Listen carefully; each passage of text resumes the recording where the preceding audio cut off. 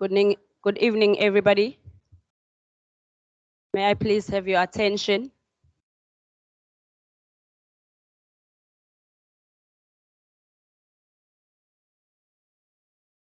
Hello, everyone.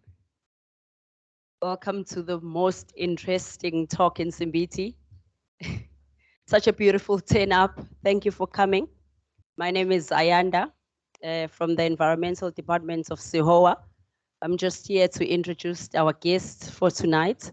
I'll start with Erika van der Veld, who's a professor from the University of Switzerland, and she heads a project called Inkau Vervet Monkey Project.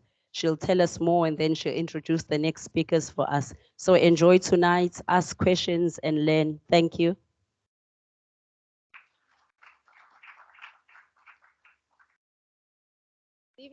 Good evening, everyone. It's a great pleasure to be here and have so many of you in this room. So I'm Erica, and I've been working on Vervet Monkey since my master's 17 years ago.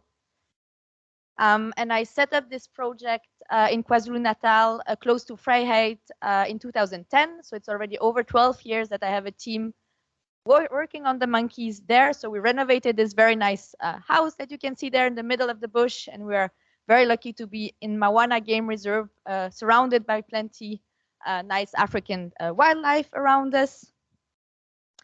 And so there, what do? We study the behavior and the intelligence of 7 groups of wild vervet monkeys. So each of the color represent one of the troop.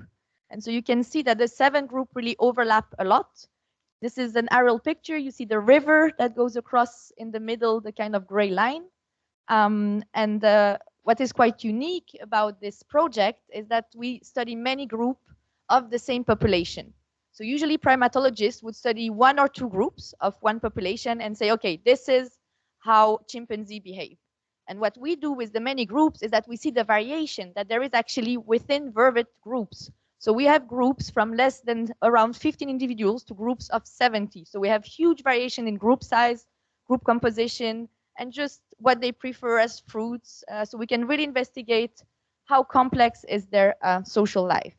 And so to do this, we have an approach. This is field experiments. So we are really trying to test our hypothesis by conducting some experiments in the field. And usually experiments in primatology are done either in the lab or in zoos because most species of primates are endangered and it wouldn't be ethical to bring food to them. The vervets, as you know, are not endangered. They're even considered pests in South Africa.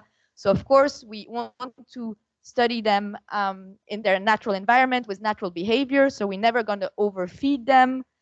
We do everything so that they stay a normal group of vervet, but we just test some stuff. So for example, the image on the top left, you see multiple adult females and their juveniles all eating the pink corn and avoiding the blue one. So this was an experiment to see could they learn arbitrary foraging preference. And the infants of that year all learned it. What was more exciting is that we had dispersing males during that period, and all but one, so conformed to their new group preference. So they had learned that one color was bad, but they conformed to what the group was doing. So they seemed to really do like the group do to integrate into them.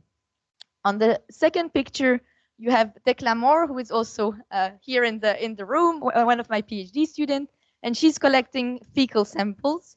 And so fecal samples are really useful for us to get the relatedness between each group member, also the parasites that they have, or we can also even look at the diet using some molecular tools to see what species of insects are they eating, the things that we cannot observe easily. And then here you'll have a little video.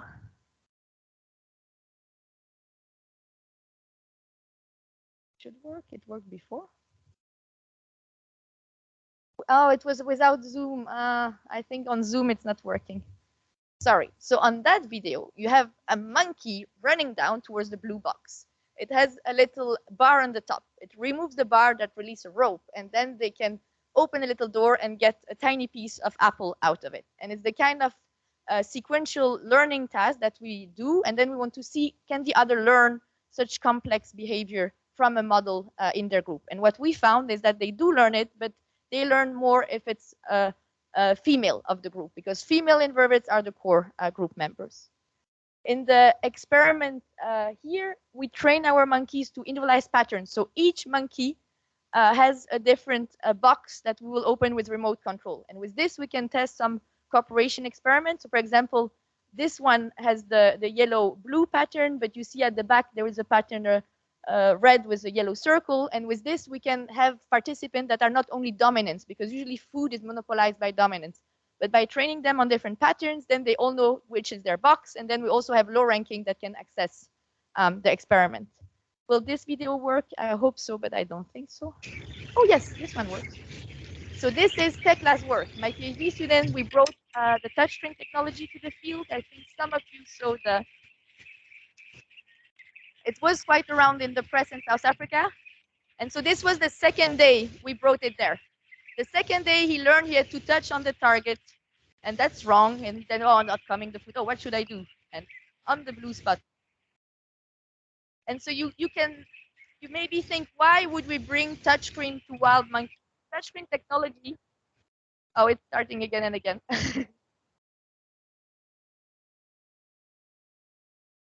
Oh, it seems that it wants to play again and again. Doesn't want to stop. The other one doesn't want to play, and this one. So why do we want to bring touchscreen to the field? It's just once they learn how to use it, we can do 20 different experiments. For example, show them faces of group member, not group members. Can they distinguish them by just facial cues? We can really address many questions that were done only in captivity up to now. And the last image you can see, it's a very fancy four-legged robot from a colleague that has a robotic lab in Switzerland that can film 360, make network of the monkey. It is potentially a very a tool that helped primatology a lot, but still a lot of improvement have been done. We use it in the field. The battery was lasting less than an hour. So with the power cut and recharge. So the Swiss technology was not fully adapted to push. And so what do we want to do here? So this is an idea that we had with my postdoc, Seyfarth, who is now a group leader, and Stephanie, who was a PhD student and a master student already with me. And we wanted to compare the wild vervet monkeys' behavior and cognition to the one that you have here. And so now Steph will tell you more about this.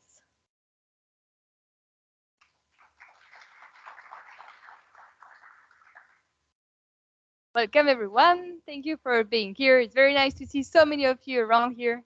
So some of you might have seen me already either in this room or the next room, or walking around with my blue hat all around in Simbiti Eco Estate, because since November, we started this urban vervet project. As Erica said, now we really want to start a similar project to look at the behavior of the monkeys, the urban monkeys, the one that comes into the house, because we think that being closer to humans, being able to enter some houses, they might learn more than the wild ones that don't have access to houses. So we started this project, and we have Lindsay, the first master student from New Zealand, but studying in the Netherlands. And she is looking at personality traits in vervet monkeys. And with her, we're about to start an experiment where we're going to give them novel objects. So for example, here little random plastic toys that we might find anywhere, but that might be novel for them because hopefully we don't see them too often. And we will see whether the urban monkeys here in Timbiti are more curious than the wild one in Mawana. Because Seyfarth was the postdoc of Erica, and she did exactly the same experiment in the wild. Now we're going to reproduce exactly the same experiment, but in Simbiti with Lindsay. And since January, we've got Manon, a new master student who arrived from France, and she will be looking at the human-vervet interaction, both from the monkey side, so we follow the monkeys and we try to see how often do they try to enter in your house, but also from the human side, how do you perceive vervet monkey? Do you like them, or do you hate them, or do you just watch them? And here, so my role, I'm the project coordinator. So I'm busy setting up the whole project and helping supervising the master students. So I'm walking around in all those groups. And here is to show you the first group we are working on is called the Acacia group because it ranged mostly on the Acacia Drive in Simbiti. That's the group of Lindsay. The new group now we started on is the Savannah group, also his home range here.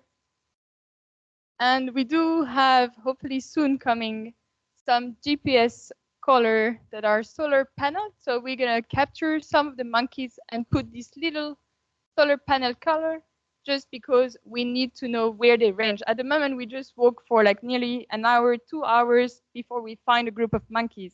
And then we're not even sure it's one of our group.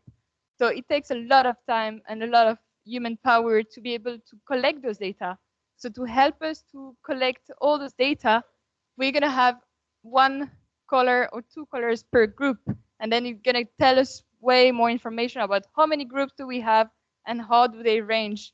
Also, like, are they maybe active at nighttime and things we just don't know. So that's gonna happen hopefully soon. But also, we do have a lot more data thanks to you. With our monkey WhatsApp group, there's a lot of residents that are part of the citizen science data that we're also collecting.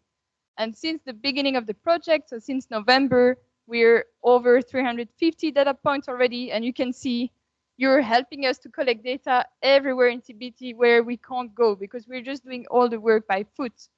So thank you so much for that. And please keep on dropping us the pin. It is really helpful for us. And I think recently you've also been seeing this article that came out where Tekla used those touchscreen that you just seen. And I think I could see a wave there because soon after this article, we had nearly the double amount of people coming into the Monkey WhatsApp group. So thank you so much. And then we are really happy and lucky to have both Erica and Tekla here tonight. So please feel free to ask us questions, but also very proud to have tonight Mr. Professor Robert Seyfarth, who is an international expert on primate behavior. He's been studying the wild vervet monkeys, but in Kenya for more than 12 years, if I'm not mistaken, but also the wild baboons in Botswana. And even still nowadays, all the students coming to us, we read this book, How Monkeys See the World, that has been written by Robert Seyfarth. And he's been telling us even today in the car that he was one of the first one collecting proper focal data on vervet monkeys. So he was one of the very first one to study those very interesting monkey. And I'm very glad that he's here tonight to speak more about why we should study vervet monkey and how fascinating they are. Thank you very, very much, Robert. It's all yours.